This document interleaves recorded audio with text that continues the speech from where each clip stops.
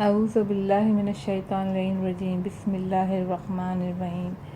کتاب علل الشرائع جلد اول صفحہ 136 باب 82 وہ سبب جس کی بنا پر لوگ عقل رکھتے ہیں مگر علم نہیں رکھتے۔ بیان کیا مجھ سے میرے والد رضی اللہ عنہ نے، انہوں نے بیان کیا محمد بن یحییٰ عطار، انہوں نے یعقوب بن یزید، انہوں نے احمد بن محمد بن ابی نصر، ثعلبہ بن میمون، معمر بن یحییٰ، انہوں نے بیان کیا کہ میں نے ایک دفعہ حضرت امام محمد باقر علیہ السلام سے دریافت کیا کہ کیا بات ہے کہ لوگ عقل اور سمجھ رکھتے ہیں مگر علم نہیں رکھتے۔ آپ نے فرمایا جس وقت اللہ تعالیٰ نے حضرت آدم علیہ السلام کو خلق کیا تو ان کی اجل کو دونوں آنکھوں کے سامنے رکھا اور ان کی امیدوں اور تمناؤں کو ان کی پشت پر رکھا، مگر جب ان سے خطا سرزد ہوئی تو انہوں نے اپنی امیدوں اور خواہشوں کو سامنے رکھا اور اجل کو پس پشت ڈال دیا۔ اسی بنا پر لوگ عقل و سمجھ رکھتے ہیں مگر علم نہیں رکھتے۔ باب 83 وہ سبب جس کی بنا پر اللہ تعالیٰ نے احمقوں کی رزق میں وسعت دی ہے۔ بیان کیا ہم سے میرے والد رضی اللہ تعالیٰ عنہ نے، انہوں نے محمد بن یحییٰ عطار، پھر احمد بن محمد بن عیسیٰ، علی بن حکم، ربیع بن محمد المصلی، عبداللہ ابن سلیمان، انہوں نے بیان کیا کہ میں نے سنا امام جعفر صادق علیہ السلام کو فرماتے ہوئے سنا، آپ نے فرمایا کہ اللہ تعالیٰ نے احمقوں کے رزق میں وسعت اس لیے دی ہے تاکہ عقل مند اس سے سبق لیں اور یہ جان لیں کہ دنیا عقل یا کسی حیلہ و تدبیر سے نہیں ملتی۔ باب 84 وہ سبب جس کی وجہ سے انسان کبھی کبھی بلا سبب غمزدہ اور محزون ہو جاتا ہے، کبھی کبھی بلا وجہ خوش اور مسرور ہو جاتا ہے۔ ایک بیان کیا ہم سے میرے والد رضی اللہ عنہ نے، انہوں نے ان سے محمد بن یحییٰ عطار، پھر محمد بن احمد بن یحییٰ، پھر حسن بن علی، پھر ابن عباس، اسباط، عبد الرحمن، ان کا بیان ہے کہ میں نے ایک دفعہ حضرت امام جعفر صادق علیہ السلام سے عرض کیا کہ میں کبھی کبھی خود بخود محزون ہو جاتا ہوں، حالانکہ مجھے اپنے اہل و عیال کے متعلق کچھ معلوم نہیں ہوتا، اور کبھی کبھی ایک خوش و مسرور ہو جاتا ہوں جبکہ مجھے اپنے اہل و عیال اور مال و متاع کے متعلق کوئی اس طرح کی خبر نہیں ہوتی۔ آخر اس کی وجہ کیا ہے؟ آپ نے فرمایا دنیا میں کوئی ایسا شخص نہیں جس کے ساتھ ایک فرشتہ اور ایک شیطان نہ ہو۔ جب فرحت و خوشی ہوتی ہے تو سمجھ جائیں کہ ملک قریب ہے، اور جب حزن ہو تو سمجھ جائیں کہ شیطان قریب ہے۔ اس کے متعلق اللہ تعالیٰ کا قول ہے کہ اور دیکھنا شیطان کا کہنا نہ ماننا، وہ تم کو تنگ دستی کا خوف دلاتا ہے اور بے حیائی کے کام کرنے کو کہتا ہے۔ خدا تم سے اپنی بخشش اور رحمت کا وعدہ کرتا ہے، خدا بڑی کشائش والا ہے اور سب کچھ جاننے والا ہے۔ سورہ بقرہ آیت 268۔ نمبر 2 بیان کیا ہم سے میرے والد رضی اللہ عنہ نے، انہوں نے ان سے محمد بن یحییٰ عطار، پھر جعفر بن محمد بن مالک، پھر احمد بن مدین جو کہ مالک بن حارث اشتر کی اولاد میں سے تھے، ان سے محمد بن عمار، انہوں نے اپنے والد، انہوں نے ابی بصیر، ان کا بیان ہے کہ ایک مرتبہ حضرت امام جعفر صادق علیہ السلام کی خدمت میں حاضر ہوا۔ ہمارے ساتھ اصحاب میں ایک اور صاحب بھی تھے۔ ہم نے آن جناب سے عرض کیا کہ اے فرزند رسول صلی اللہ علیہ وآلہ وسلم، آپ پر قربان، میں کبھی کبھی غمگین ہو جاتا ہوں لیکن اس کا سبب نامعلوم نہیں ہوتا۔ امام جعفر صادق علیہ السلام نے فرمایا یہ حزن و خوشی جو تم لوگوں تک پہنچتی ہے ہم لوگوں کی طرف سے پہنچتی ہے، اس لیے کہ جب کوئی غم یا کوئی خوشی ہم لوگوں تک آئے تو وہ تم لوگوں تک بھی پہنچے گی، کیونکہ ہم لوگ اور تم لوگ نور خدا سے پیدا ہوئے ہیں۔ ہم لوگوں کی طینت اور تم لوگوں کی طینت ایک ہی ہے۔ اگر تم لوگوں کی طینت ویسی ہی چھوڑ دی جاتی جیسے لی گئی تھی تو ہم اور تم دونوں برابر تھے، مگر تمہاری طینت کے ساتھ تمہاری دشمنوں کی طینت مخلوط کر دی گئی ہے۔ اگر ایسا نہ ہوتا تو تم لوگ بھی تابت کوئی گناہ نہ کرتے۔ میں نے عرض کیا کہ میں آپ کے قربان، کیا ہم لوگوں کی طینت اور ہم لوگوں کا نور پھر پلٹ کر ایسے ہی ہو جائے گا جیسا کہ شروع میں تھا؟ آپ نے فرمایا ہاں، خدا کی قسم اے بندہ خدا، اچھا یہ بتاؤ یہ سرخ شعاع جب سورج سے نکلتی ہے تو سورج سے متصل رہتی ہے یا سورج سے نکل کر دور پہنچتی ہے؟ میں نے عرض کیا وہ سورج سے نکل کر دور پہنچتی ہے۔ آپ نے فرمایا مگر جب سورج غروب ہونے لگتا ہے تو یہ شعاع دور ہو جاتی ہے یا سمٹ کر سورج تک واپس پہنچ جاتی ہے؟ میں نے عرض کیا کہ واپس سورج تک پہنچ جاتی ہے اور جیسے پہلے تھی ویسی ہی ہو جاتی ہے۔ آپ نے فرمایا پس خدا کی قسم نور خدا سے ہم لوگوں کی مثال بھی ایسی ہی ہے، اسی سے پیدا ہوئے اسی کی طرف واپس جائیں گے۔ خدا کی قسم تم لوگوں کی شفاعت کی جائے گی اور تمہیں شفاعت نصیب ہوگی، اور تم میں سے ہر شخص کی بائیں جانب جہنم ہوگی اور دائیں جانب جنت ہوگی۔ اس کے دوست جنت میں جائیں گے، اس کے دشمن جہنم میں جائیں گے۔ باب 85 بھول اور حافظہ کا سبب اور یہ کہ لوگ اپنے چچا اور ماموں کے مشابہ کیوں ہو جاتے ہیں۔ نمبر 1 بیان کیا ہم سے میرے والد رضی اللہ نے، اور ہم ان سے سعد بن عبداللہ، پھر احمد بن محمد بن عیسیٰ، علی بن حکم، علی بن ابی حمزہ، ابو بصیر۔ انہوں نے کہا ایک مرتبہ حضرت امام جعفر صادق علیہ السلام سے عرض کیا کہ کیا بات ہے اکثر لوگ اپنے ماموں سے مشابہ ہوتے ہیں اور اکثر لوگ اپنے چچا سے؟ آپ نے فرمایا کہ مرد کا نطفہ سفید اور گاڑھا ہوتا ہے اور عورت کا نطفہ زرد اور رقیق ہوتا ہے۔ اگر مرد کا نطفہ عورت کے نطفے پر غالب آ جائے تو بچہ اپنے باپ اور چچا سے مشابہ ہوگا، اور عورت کا نطفہ مرد کے نطفے پہ غالب آ گیا تو بچہ اپنے ماموں کے مشابہ ہوگا۔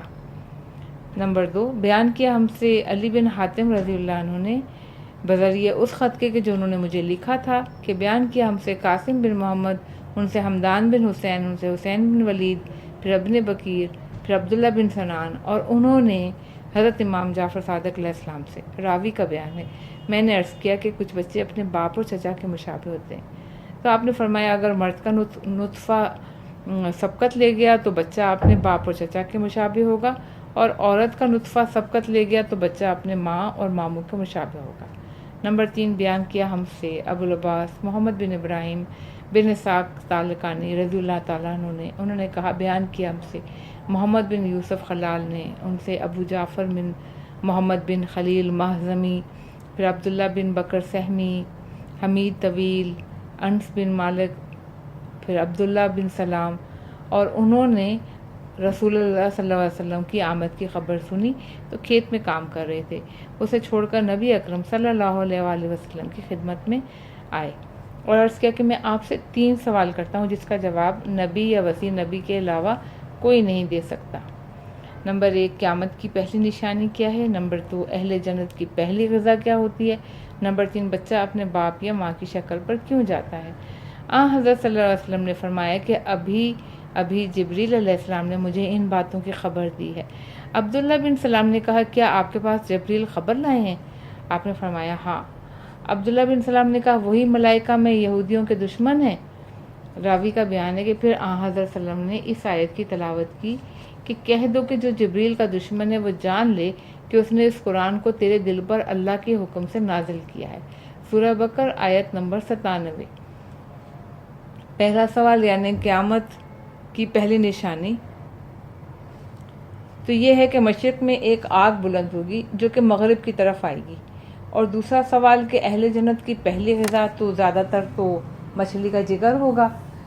تیسرا سوال مرد کا جواب یہ ہے اگر مرد کا نطفہ سابق ہو جائے اور عورت کے نطفے سے تو بچے کی شکل باپ پر جائے گی۔ عبداللہ بن سلام نے کہا اشہد ان لا الہ الا اللہ واشہد انک رسول اللہ، مگر قوم یہود تو پہلے سے ہی مبہوت ہیں، اب اگر انہیں معلوم ہو گیا کہ میں اسلام لا چکا ہوں تو آپ سلام اور میرے متعلق لوگوں سے پوچھنے سے پہلے ہی وہ لوگ مجھ کو بھی مبہوت کر دیں گے۔ اس کے بعد یہودی لوگ رسول اکرم صلی اللہ علیہ وسلم کے پاس آئے تو آپ نے ان سے پوچھا یہ عبداللہ بن سلام کون ہے؟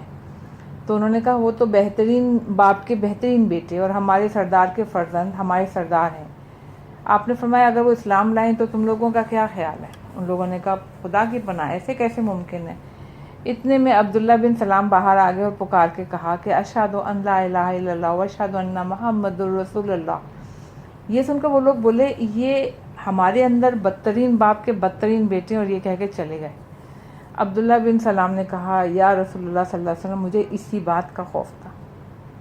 نمبر 4 بیان کیا ہم سے مظفر بن جعفر بن مظفر علوی رضی اللہ تعالیٰ عنہ نے، ان سے جعفر بن محمد بن مسعود، انہوں نے اپنے والد، انہوں نے علی بن حسن، محمد بن عبداللہ بن زرارہ، علی بن عبداللہ، انہوں نے اپنے والد، انہوں نے جد، انہوں نے حضرت امیر المومنین علیہ السلام سے۔ آپ علیہ السلام نے فرمایا کہ رحم کے اندر دو نطفے آپس میں ملتے ہیں، ان میں جو زیادہ ہوا بچہ اس کے مشابہ ہو جاتا ہے۔ اگر عورت کا نطفہ زیادہ ہوا تو بچہ اپنے ماموں سے مشابہ ہوگا، اگر مرد کا نطفہ زیادہ ہوا تو بچہ اپنے چچاؤں سے مشابہ ہوگا۔ اس کے بعد آپ علیہ السلام نے فرمایا کہ پھر یہ نطفہ رحم میں 40 دن تک اپنی حالت کو بدلتا رہتا ہے۔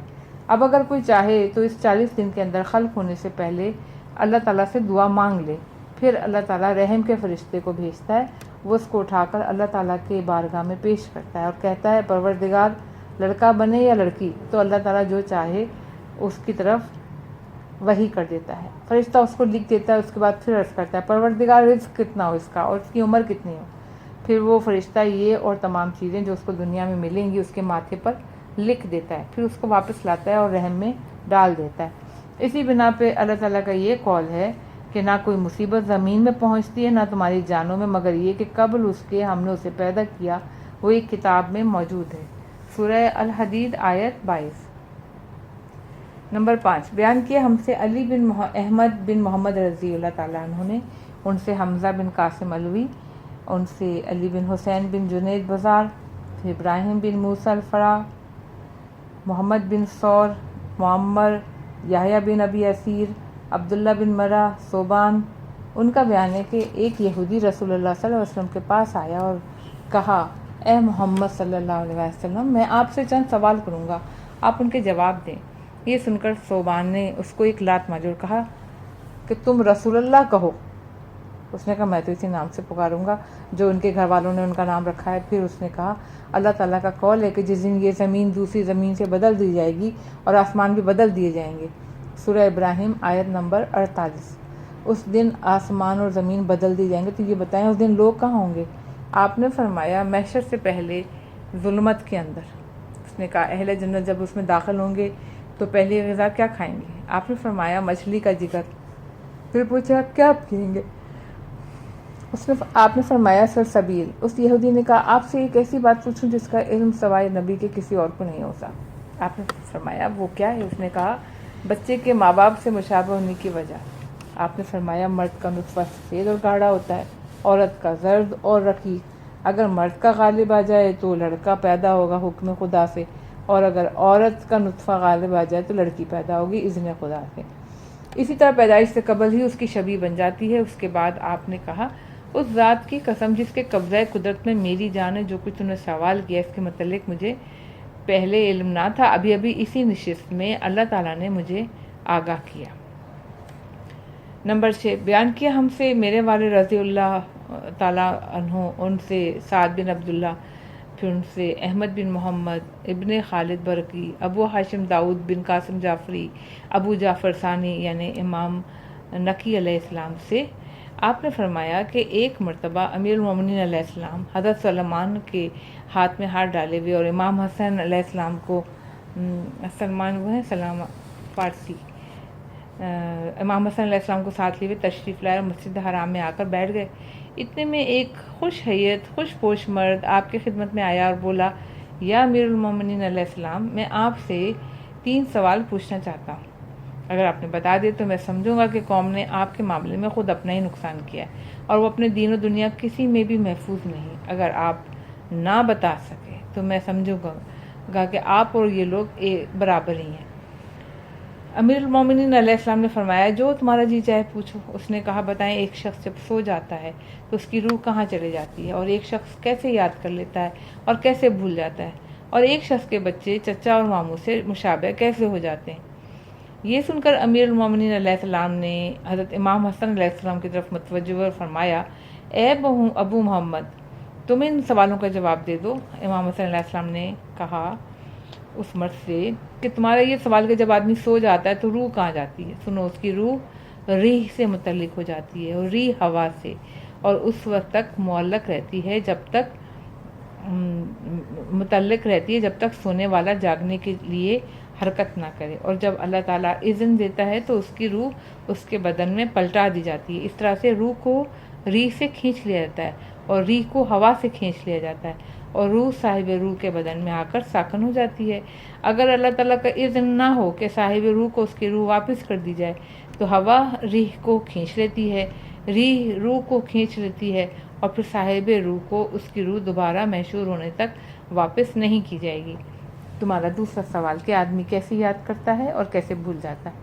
آدمی کا قلب ایک ڈبیا میں ہوتا ہے، اس ڈبیا پر ایک طباق ڈھکا ہوا ہوتا ہے۔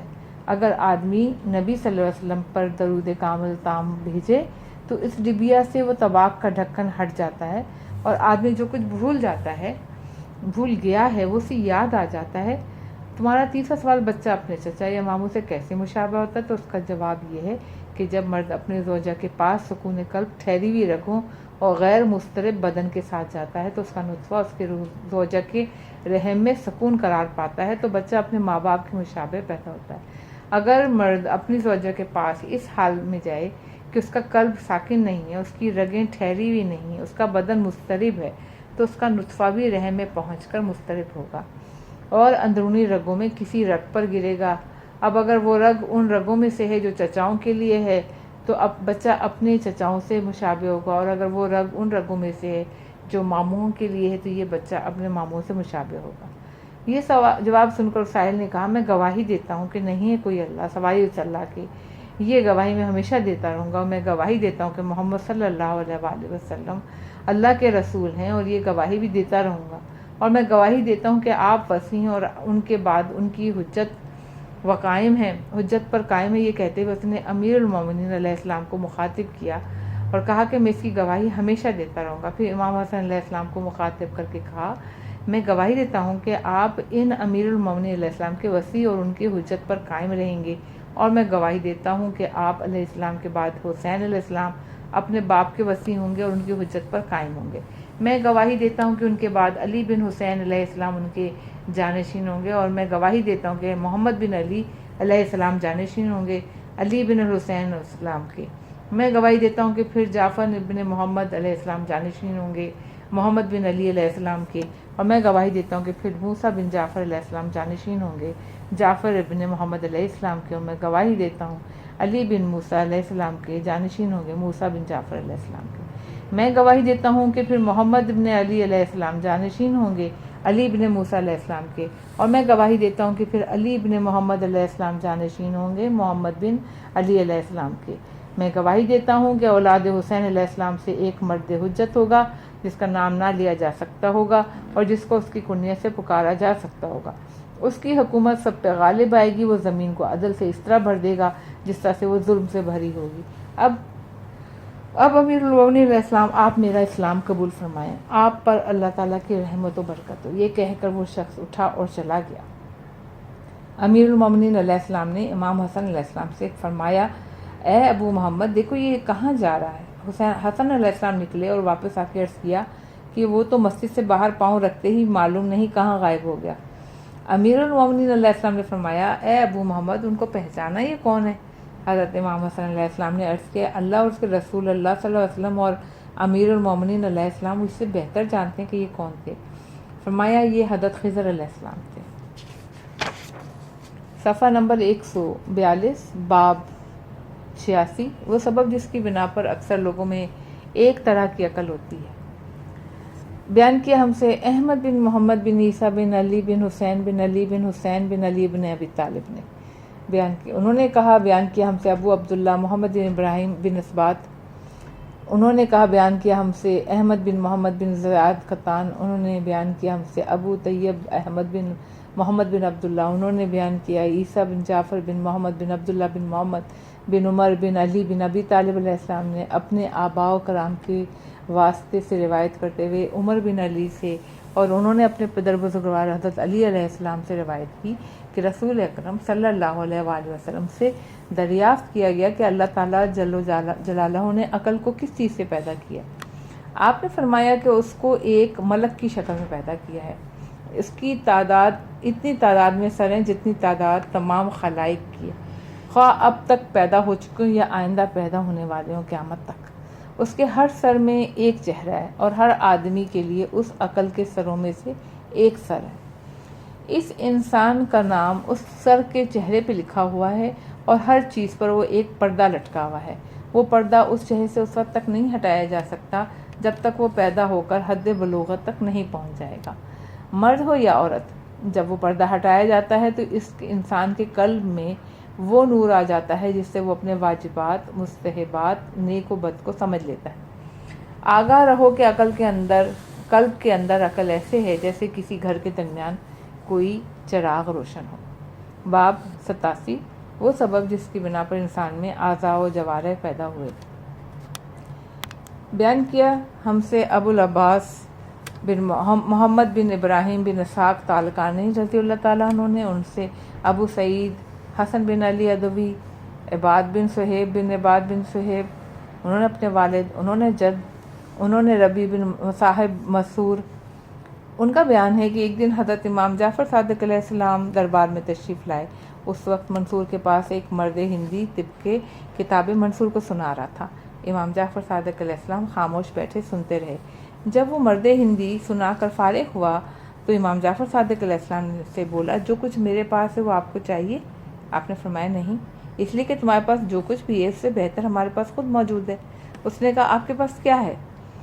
آپ نے فرمایا، میں گرمی کا علاج ٹھنڈک سے کرتا ہوں، ٹھنڈک کا گرمی سے، تر کا خشک سے علاج کرتا ہوں، خشک کا تر سے، اور تمام امور خدائے عز و جل کے حوالے کر دیتا ہوں۔ نیز رسول اللہ صلی اللہ علیہ وسلم نے جو کچھ فرمایا ہے اس پر عمل کرتا ہوں۔ چنانچہ آن حضرت صلی اللہ علیہ وسلم نے یہ فرمایا کہ واضح رہے کہ معدہ بیماریوں کا گھر ہے اور بخار خود ایک دوا ہے۔ میں بدن کو اس طرف پلٹاتا ہوں جس کا وہ عادی ہے۔ مرد ہندی نے کہا، یہی تو طب ہے، اس کے علاوہ اور کیا ہے؟ امام جعفر صادق علیہ السلام نے فرمایا، تمہارا یہ خیال ہے کہ میں نے طب کی کتابیں پڑھ کر یہ سبق حاصل کیا ہے؟ اس نے کہا، جی ہاں۔ آپ نے فرمایا، خدا کی قسم میں نے جو کچھ لیا ہے صرف اللہ سے لیا ہے۔ اچھا بتاؤں، میں علم طب زیادہ جانتا ہوں کہ تم؟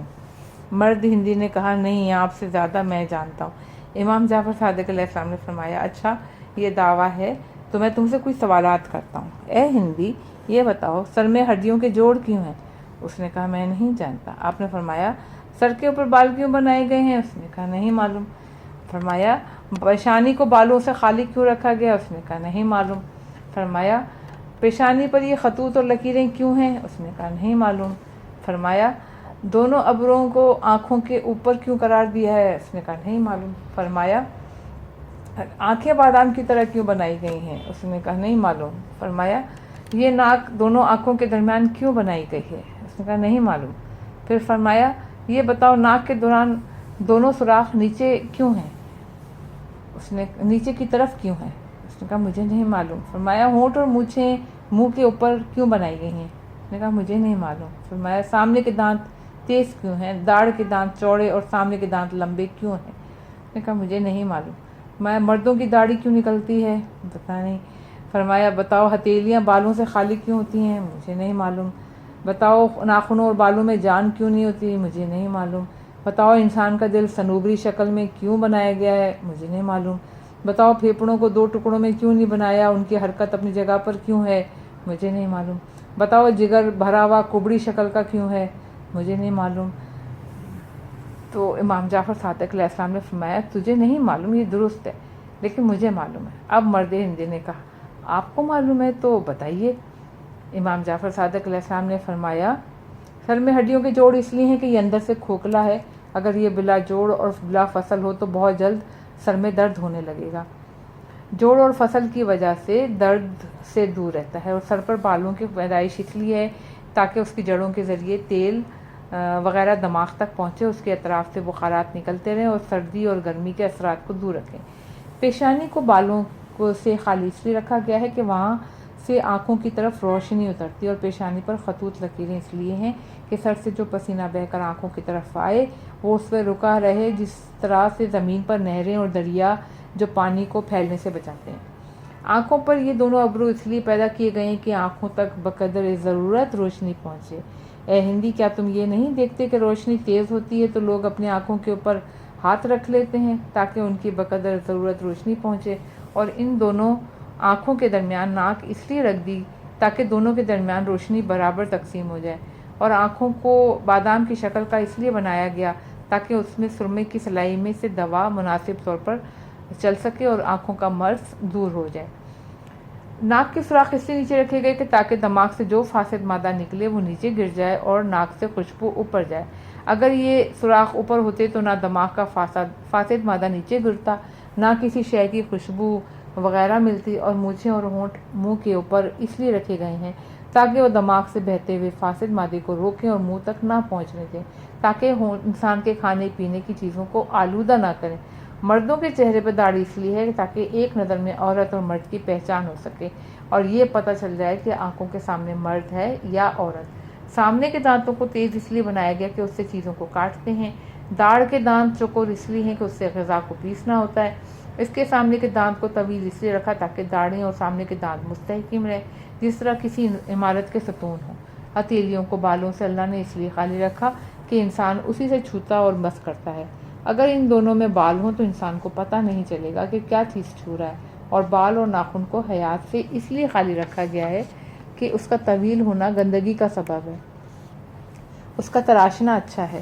اگر دونوں میں جان اور حیات ہوتی تو انسان کو اس کو کاٹنے میں تکلیف ہوتی، اور کلب صنوبر کے پھل کے مانند اس لیے ہے کہ وہ سرنگوں رہے اور اس کا سرا پتلا رہے، تاکہ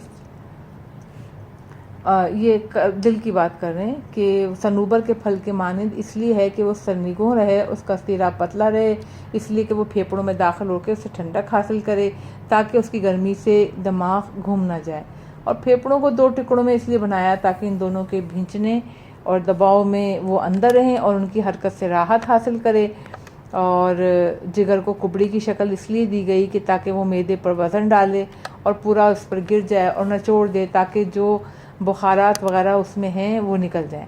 اور گردوں کو لوبیے کی دانے کی شکل میں اس لیے دی کیونکہ منی کا انزال اس پر قطرہ قطرہ ہوتا ہے۔ اگر یہ چوکور یا گول ہوتے تو پہلا قطرہ دوسرے کو روک لیتا اور اس کے اثرات سے کسی جاندار کو لذت محسوس نہیں ہوتی، کیونکہ منی ریڑھ کی گروہوں سے گردے پر گرتی ہے اور جو کپڑے کی مانند سکڑتا اور پھیلتا رہتا ہے۔ منی کو ایک ایک قطرہ کر کے مثانے کی طرف پھینکتا رہتا ہے، جیسے کہ کمان سے تیر، اور گھٹنے کو پیچھے کی طرف اللہ نے موڑا کیونکہ انسان اپنے آگے کی طرف چلے تو اس کی حرکت معتدل رہے، اگر ایسا نہ ہو تو آدمی چلنے میں گر پڑے۔ اس مرد ہندی نے کہا، آپ کو یہ علم کہاں سے ملا؟ فرمایا، میں نے یہ علم اپنے آبا و اکرام سے، اور انہوں نے رسول اکرم صلی اللہ علیہ وآلہ وسلم سے، انہوں نے حضرت جبریل علیہ السلام سے، انہوں نے رب العالمین سے کہ جس نے تمام اجسام و ارواح کو خلق کیا ہے۔ اس مرد ہندی نے کہا، آپ سچ فرماتے ہیں، میں گواہی دیتا ہوں کہ نہیں ہے کوئی معبود سوائے اللہ کے، اور محمد صلی اللہ علیہ وآلہ وسلم اس کے رسول اور بندے ہیں، اور آپ اپنے زمانے کے سب سے بڑے عالم ہیں۔ باب 88، وہ سبب جس کی بنا پر اللہ کے نزدیک ناپسندیدہ احمق ہے۔ نمبر 1، بیان کیا ہم سے محمد بن موسیٰ بن متوکل رضی اللہ تعالیٰ عنہ نے ان سے علی بن حسین سعد آبادی، احمد بن ابی عبداللہ برقی، محمد بن ابی عمیر، انہوں نے ایک شخص سے، اور اس نے حضرت امام جعفر صادق علیہ السلام سے روایت کی ہے، آپ نے فرمایا، اللہ تعالیٰ نے احمق سے زیادہ ناپسندیدہ پیدا ہی نہیں کیا، اس لیے کہ اللہ تعالیٰ نے اس سے اپنی پسندیدہ ترین شے سلب کر لی ہے، وہ ہے عقل۔ نمبر 2، مجھ سے میرے والد رضی اللہ تعالیٰ عنہ نے بیان کیا، ان سے سعد بن عبداللہ، پھر احمد بن محمد بن عیسیٰ ابن فضال، حسن بن جہم، اور ان کا بیان ہے کہ میں نے حضرت امام جعفر صادق علیہ السلام کو فرماتے ہوئے سنا کہ ہر شخص کی دوست اس کی عقل ہوتی ہے اور اس کی دشمن اس کی جہالت ہوتی ہے۔ باب 89، وہ سبب جس کی بنا پر ہتھیلی کے اندرونی طرف بال نہیں اگتے اور ہتھیلی کے پشت پر اگتے ہیں۔ پوچھا، بیان کیا ہم سے علی بن احمد بن محمد رضی اللہ تعالیٰ عنہ نے، انہوں نے ان سے محمد بن ابی عبداللہ کوفی، محمد بن اسماعیل برمکی، علی بن عباس، عمر بن عبدالعزیز، ہشام بن حکم، انہوں نے کہا، ایک مرتبہ میں حضرت امام جعفر صادق علیہ السلام سے دریافت کیا کہ کیا سبب ہے کہ ہتھیلی کے اندرونی جانب بال نہیں اگتے اور بیرونی جانب بال اگتے ہیں؟ آپ نے فرمایا، اس کے 2 سبب ہیں۔ پہلا سبب یہ کہ وہ زمین جس پر لوگ کام کرتے ہیں، اسے گاہتے ہیں، اس پر کثرت سے چلتے ہیں، اس پہ کوئی چیز نہیں اگتی۔ دوسری وجہ یہ کہ یہ جسم کے ان حصوں میں سے ہے جو برابر چیزوں سے ملتی رہے، اس پر بال نہیں اگے گا تاکہ چیزوں کو چھو کر نرمی اور سختی کا احساس ہو، اور بال وغیرہ بھی درمیان میں حائل نہ ہوں، اور بقائے خلق اس کے بغیر ممکن نہیں ہے۔ باب 90 وہ سبب جس کی بنا پر لوگوں میں سلام کے موقع پر السلام علیکم ورحمۃ اللہ وبرکاتہ کہنے کا رواج ہو گیا۔ بیان کیا ہم سے ابو عبداللہ محمد بن شادان بن احمد بن عثمان بروازی، ان سے ابو علی محمد بن حارث ابو علی محمد بن حارث بن سفیان حافظ سمرقندی، پھر صالح بن سعید ترمذی، عبد المنعم بن ادریس، انہوں نے اپنے والد وہب یمانی سے انہوں نے کہا جب اللہ تعالیٰ نے ملائک سے آدم علیہ السلام کو سجدہ کرا لیا اور ابلیس نے سجدہ کرنے سے انکار کر دیا تو اللہ تعالیٰ نے اس سے کہا کہ یہاں سے نکل جاؤ، تم رجیم ہو اور قیامت کے دن تک تجھ پر میری لعنت ہے۔ اس کے بعد آدم علیہ السلام کو حکم ہوا کہ اے آدم علیہ السلام تم ان ملائکہ کے مجمع میں جاؤ اور کہو السلام علیکم ورحمۃ اللہ وبرکاتہ۔ اس کے بعد جب حضرت آدم علیہ السلام اپنے رب کی طرف پلٹے تو آپ کے رب نے کہا اے آدم یہ تمہارا اور تمہارے بعد تمہاری ذریت کا تا یوم قیامت سلام رہے گا۔ باب 91 زود فہمی اور دیر فہمی۔ بیان کیا ہم سے میرے والد رضی اللہ تعالیٰ عنہ نے انہوں نے کہا بیان کیا ہم سے سعد بن عبداللہ نے روایت کرتے ہوئے ابراہیم بن ہاشم، علی بن معبد، حسین بن خالد، اسحاق بن عمار، انہوں نے کہا ایک مرتبہ میں نے حضرت امام جعفر صادق علیہ السلام سے عرض کیا کہ کیا بات ہے کچھ لوگ میرے پاس ایسے آتے ہیں کہ میں ان سے ذرا سی بات کرتا ہوں وہ میرا پورا مطلب سمجھ جاتے ہیں، اور کچھ لوگ ایسے آتے ہیں جن سے میں پوری بات بھی کہہ دوں تو بھی کہتے ہیں کہ آپ نے کیا کہا ہے دوبارہ بیان کیجیے۔ آپ نے فرمایا اے ابو اسحاق تم نہیں سمجھتے ہو کہ ایسا کیوں ہوتا ہے؟ میں نے عرض کیا نہیں۔ آپ نے فرمایا جن سے تم ذرا سی بھی بات کی اور وہ تمہارا پورا مطلب سمجھ گئے یہ وہ لوگ ہیں جن کو بطن مادر میں ہی عقل دے دی گئی، اور وہ لوگ پوری بات سننے کے بعد کہتے ہیں کہ میں نہیں سمجھا پھر سے کہیے۔ یہ وہ لوگ ہیں کہ جب وہ بڑے ہو جاتے ہیں تو ان کو عقل ملتی ہے اور وہی کہتے ہیں کہ پھر کہیے۔ نمبر 2 بیان کیا ہم سے محمد بن حسن، ان سے محمد بن حسن صفار، احمد بن محمد، حسن بن محبوب، انہوں نے بعض اصحاب انہوں نے حضرت امام جعفر صادق علیہ السلام سے روایت کی آپ نے فرمایا کہ انسان کا ستون عقل ہے اور عقل سے ہی زیر کی سمجھ، حافظہ اور علم سب ملتا ہے۔